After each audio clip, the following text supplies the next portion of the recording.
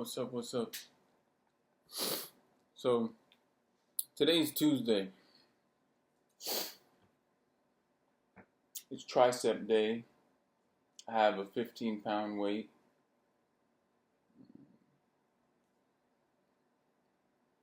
I'm going to attempt to be consistent on Tuesdays and Thursdays and Saturdays to lift some type of movement.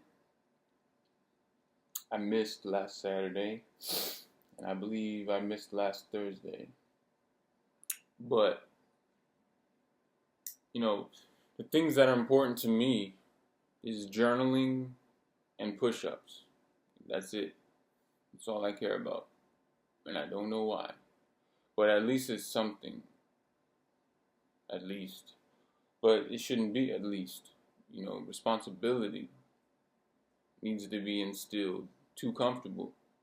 I lay in bed like this morning. Did it again because my girl's there and I know she wouldn't want me to leave and she'll ask, where are you going? First off, you should be making your own schedule. They should be bouncing off of you. You don't bounce off the woman's energy. No disrespect, and even just as an individual, run your own race. So, we have a roommate that's staying here for a month or so. Really just so we can house her, take care of her dogs until she moves, whatever. And the roommate and my girlfriend both work at the same place. And this morning, my girl went to work, right? So I practically waited for my girl to get up so she could start getting ready for work. And then that's when I started doing my push-ups. I mean, that's fine, but it's the intention. And last night I was thinking, what's my intention with every move? How I talk to people? Well, am I being a burden? And I am being a burden. And even this morning heard something that said, like, if you truly love your family or your girlfriend, you'd want to be the best possible version of yourself. And before you go out and try to love somebody else or help somebody else, help yourself. Be the best version of yourself so you can help everybody else. How are you gonna be the lender, not the borrower, and give somebody money if you can't even pay your own bills or have your own emergency savings? I need to be selfish in the way of helping myself to the utmost degree. I was listening to Bob Proctor this morning talking about vibrations and how everything is energy flowing. Like that, I don't know if it's called the black magic, but those balls that you take the string and you hit it and then it goes and then it hits but something's always moving with that, and that's the law. And he was saying, study the laws of vibration, the universe, and man didn't create the law, so, just abide by it. And practically, and I think it connects, because yesterday I was thinking, if you're driving and you start to lose control of the wheel, you don't look at the curb or, the corner that you don't want to hit. You look towards the middle of the street where you're trying to go. Because, more than likely, statistically, if you're looking where you want to go, you'll go there. But if you're looking at what you don't want to hit, more than likely you will hit it. So if you're thinking about being in debt, thinking about how you need money, more than likely you're not going to get it. But if you think about the work, then everything else will fall into place, apparently, or something like that. But anyway, I feel good because, I hit some of my quota. Something that I've been playing with is my thing is hitting high volume reps for squats or push-ups, whatever. And usually I would just hit it all the way through. So 2 years ago, it would take me 4 hours to hit 1,000, right? So now my personal record is I can get it done in an hour, 40 minutes. Um, but I'm thinking, what if I split it up to make it easier, right? Because I notice if I can do 110 minutes, if I can do 220 minutes, just hit a 10-minute session, a 20-minute session, and I was thinking the concept is splitting my day into phases, really splitting everything into 5 phases. And this is very interesting because I started studying math a little bit, and I always hated math. I always avoided it, but somehow I'm intrigued by it now, and I want to do more of it. But I'm also thinking, how can I either get somebody to pay for my education, or just do math in accordance to get some type of certification or something that will benefit me financially. Because one of the things I was thinking this morning is, working out is good, but timing is better.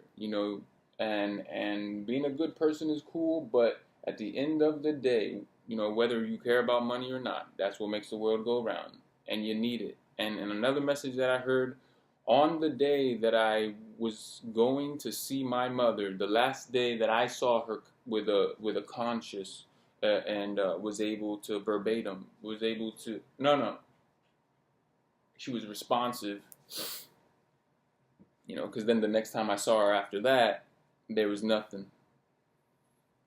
But that day I was going up to see her, I heard the message that said, "You won't even try.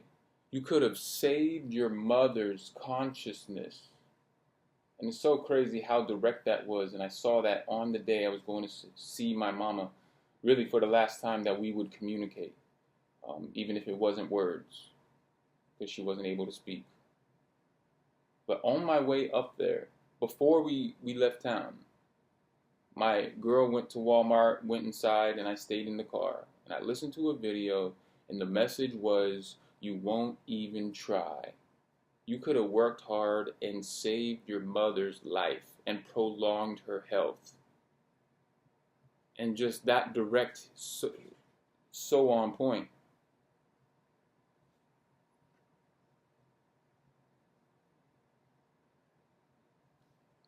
Because at the end of the day, I'm the last male of the family. It doesn't matter that I have sisters that are older than me, right? I could have saved my mother's life. I could have helped my dad with his health so he doesn't have heart issues right now. I'm all big on fucking health and stuff. You won't go get certified or go into the medical field or do something, because if you're going to learn it, that's good, but apply it.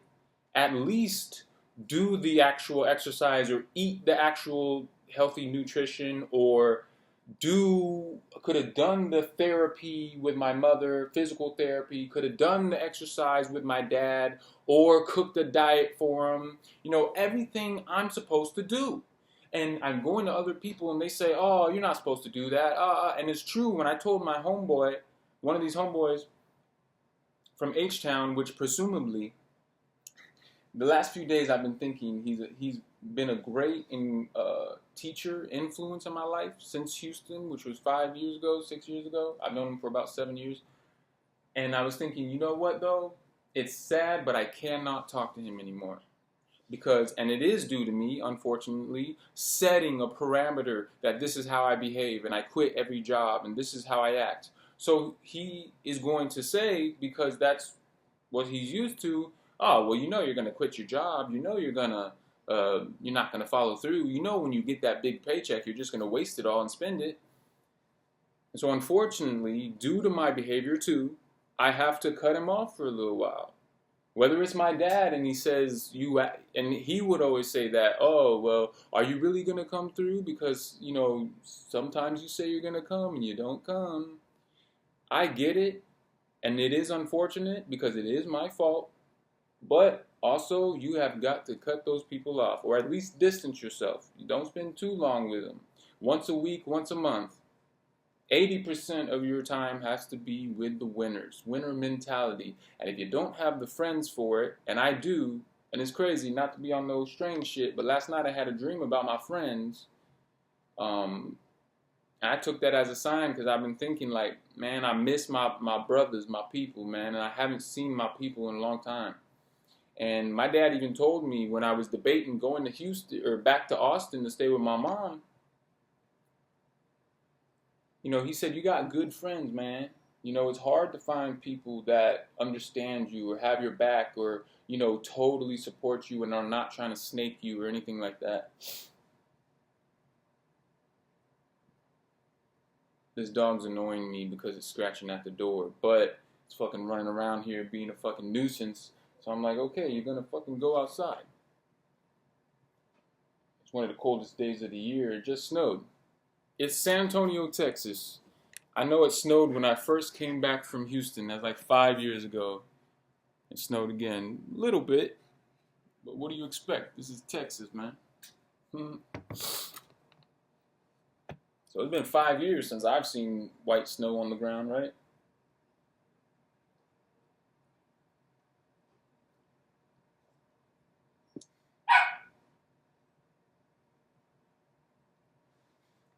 But I'm gonna try to wrap it up because I don't want this to be long. But I was just thinking, man, because I need to forget what anybody thinks about me because that's always been my main thing. And Bob Proctor even talked about that. He's like, you're concerned about this, then every little thing you're gonna be thinking, oh, what do they think? What do they think? And that's precisely it. You know.